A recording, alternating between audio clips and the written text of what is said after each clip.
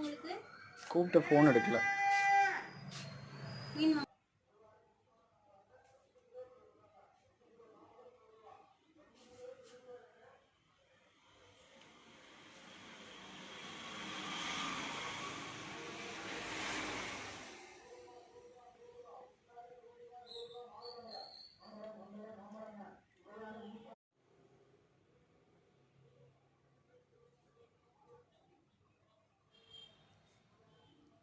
Hi friends,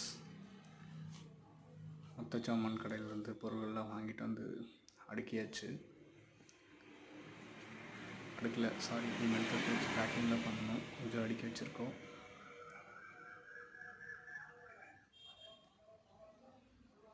கொஞ்சம் வேலை அதிகம்தான் ப்ரோ, மளிகை கடை வச்சுருக்கிறது.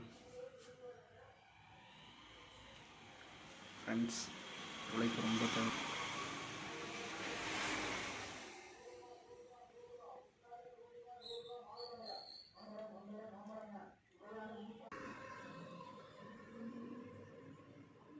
ஹாய் ஃப்ரெண்ட்ஸ், மின்காற்றில் விடை சுகமே வே இறையன்பு ஐஏஎஸ் அவர் எழுதின புத்தகத்தில்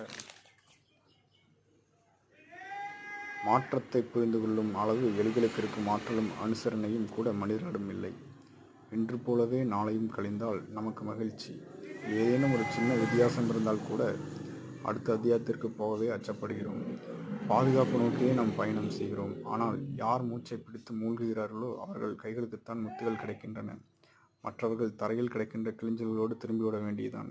திரைக்கடலோடு திரவியம் தேடுவது என்பது கள்ளக்கடத்தல் செய்வது குறித்த தமிழ் மொழி அல்ல.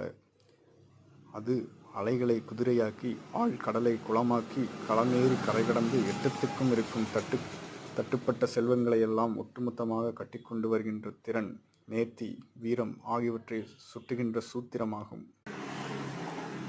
நாம் நினைக்கின்றோம் நாம் மறைவில் செய்கின்ற செயல்கள் மற்றவர்களுக்கு தெரியவா போகின்றது என்று. ஆனால் ஏதேனும் ஒரு நொடியில் அதுவரை தூங்கிக் கொண்டிருந்த விதையாய் இருந்துவிட்டு அது முளைத்து எழும் உள்மரமாக அதை வெட்ட நினைத்தாலும் முடியாது, வேறறுக்கவும் இயலாது. நம் நேர்மை சில நேரங்களில் மட்டுமே வெளிப்படுகின்ற புற்றிய செல்களாக இல்லாமல் வருடம் முழுவதும் சேகரிக்கும் வண்ணத்து பூச்சிகளாக மாற வேண்டும். நேர்மை அதீதமான சுகத்தை அடைக்காக்கின்ற ஒன்று. அதனால்தான் அதை அனுபவிப்பவர்கள் கெட்டியாக பிடித்துக் கொள்கிறார்கள். நன்றி.